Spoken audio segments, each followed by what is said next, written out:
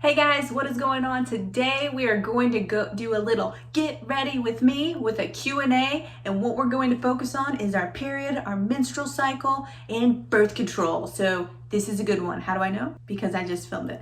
And let's get into it. I am so excited to answer some common questions about our periods, our menstrual cycles, birth control, and what I've done to help myself because I've experienced a lot of these things. Let me take a sip of my yummy protein PSL real quick. Warms the soul, baby. Okay, my face feels weird because I don't have anything on it like skincare or anything, so I'm gonna do that first and then we'll jump into the first question. First of all, I just wanna let you know, this is as straight as my hair is so straight. I let it air dry last night and I haven't done anything with it. I thought I'm just gonna let go with it, I'm not gonna curl it, but I don't know about you. After the summertime, I have some sun damage going on, some dark spots that I wanna get rid of and help my skin like rejuvenate and be more glowy. So I have my Safe All Bright C Serum. This is actually a little bottle of Beauty Counter's holiday packaging with a Bright Side Duo, and I absolutely love it. So starting off with this to help treat my skin. This also will help if you have some melasma, like a little bit of a mustache right here. I get that when I've been out in the sun. That can also be hormonal too, but it helps with brightening up the skin and evening out the skin tone. Okay, so let that dry and I'm going to give you the first question. Question number 1. I've been getting menstrual migraines since stopping birth control 2 years ago. Ugh. Is there anything that can help with that? Is there a cure for that? So, long story short, yes. First and foremost, with any of these things, when we're talking about healing the body and helping our hormones, because this is hormone driven, it's going to take time. And we have to do these things for a month or two to start seeing the effects of us helping our body out, if that makes sense. So disclaimer alert, you have to be consistent. With getting hormonal headaches, I have gotten these, and I actually have had these in the past few months, unfortunately, but I have helped my hormonal headaches immensely since last year. So the most common reason we get hormonal headaches is because of being estrogen dominant. So we have an increase in estrogen, which is a hormone that fluctuates around our menstrual cycle. And if estrogen becomes too high, it can give us a hormonal headache. Other things we may see with estrogen dominance is increase in cramping, so really painful cramping, heavy bleeding, and tender or fibrous, lumpy feeling breasts around our period as well. So how can we cure our hormonal headaches? Well, like I said, the most common thing is going to be estrogen dominant. So we need to help that estrogen, those estrogen levels out. The first thing is going to always be cut the junk and eat more whole real food.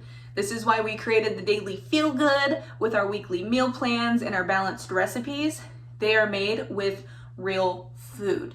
So think about the junk food we eat, think about fast food, think about the pops, all of that stuff we need to cut back on. A lot of it too, inflammatory oils, fake butters, those kind of things. Switch to grass-fed, olive oils, coconut oils. I know that's annoying, people don't want to hear it, but literally that does add up, especially speaking from experience.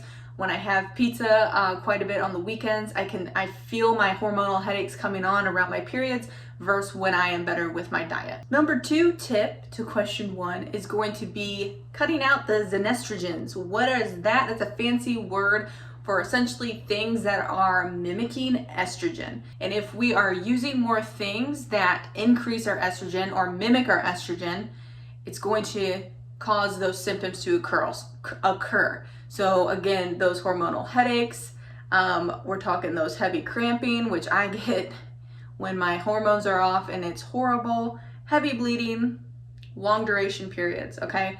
So what are things that are in our environment that are xenestrogens or hormone mimickers?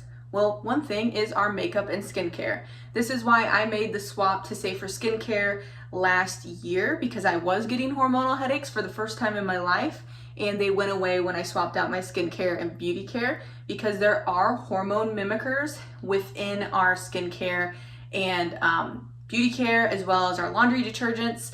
One big thing I always like to look for is cutting out the fragrance, parabens, phytates, any kind of things like that can contribute to affecting our hormones. So Number one, Swap Safer. I'll put my link down below where you guys can fill out a swap form if you want me to help you out. And then I'll also put my favorite safe skincare brand that I know and trust below as well. Okay, number 3 tip that I have for this when we're talking about helping our body, getting rid of those hormonal headaches, decreasing that estrogen, balancing that back out, is going to be focusing on our liver. Liver detox, our liver and also our gut, because I'm just going to pair those two together. The liver and the gut both are going to play a role in synthesizing estrogen and then the gut disposing it, so we poop out excess estrogen.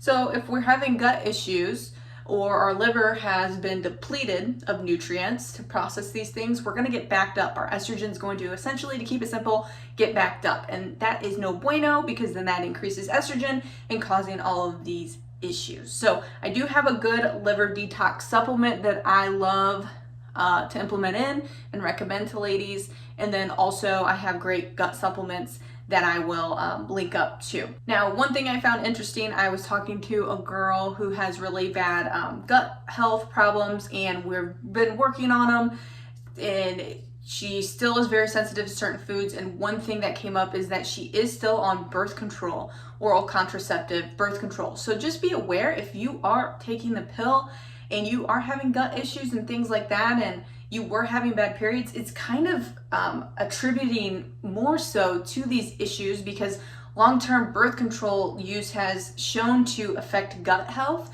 So gut permeability, causing leaky gut, which leads to food sensitivities and bloating and things like that.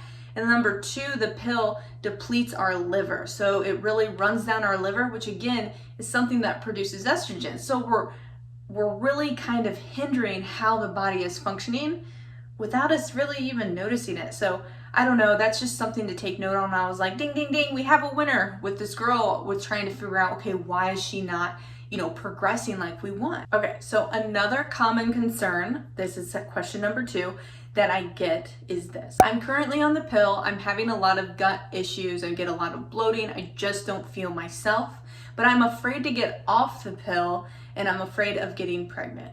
How do you prevent pregnancy? Okay, so this question, it's totally up to you what you want to do. I do not judge people for wanting to be on the pill. I'm just here to educate everyone and to share my experiences. That's what I want to do here. So the thing that I do, number 1, is I track my periods. I use the Flow app. I just have the free version.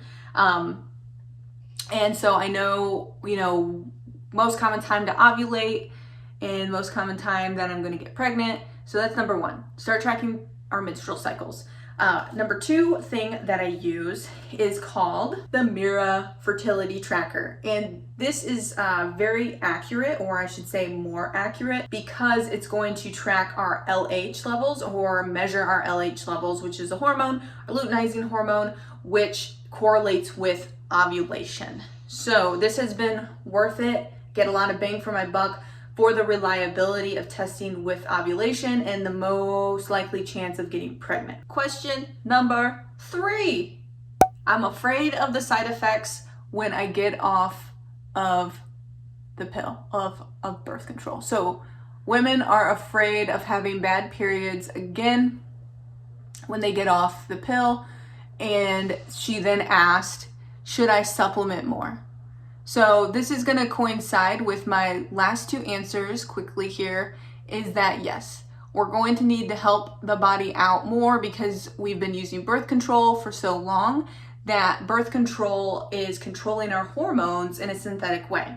So our body, once you remove that pill or that birth control, our body's gonna be like, oh my gosh, I gotta function on my own. I have nothing telling me what to do or controlling. So we need to prepare our body. I believe this is what I did, prepare our body to get off the pill, and then keep that supplementation up along with good, real whole food. So again, I use the Daily Feel Good for my good recipes that are balanced and nourishing for our body. And then I recommend a supplement called Harmony. This is going to help balance out our female hormones. It's going to help our acne. So if we're worried about getting acne, and the more balanced our hormones are naturally as we're getting off the pill, the better, or any kind of birth control, the better. So I'll put that below for you guys. Now, I also have a video that I'm going to link below, so I'm not repeating myself, on what I did when I got off the pill. And then also, we're going to want to do the same thing that we do for the headaches, is help our liver out and our gut out, because again, birth control affects those things, so rebooting those areas is really going to help. So those are some questions I have been getting. Those are also things that I have read up on how to help myself. So I always want to share those with you guys because you all are my girlfriends. Put any questions below. Feel free to reach out, and I'll put all the links below that I chatted about in this video. Thank you guys so much for watching. I love you. Peace.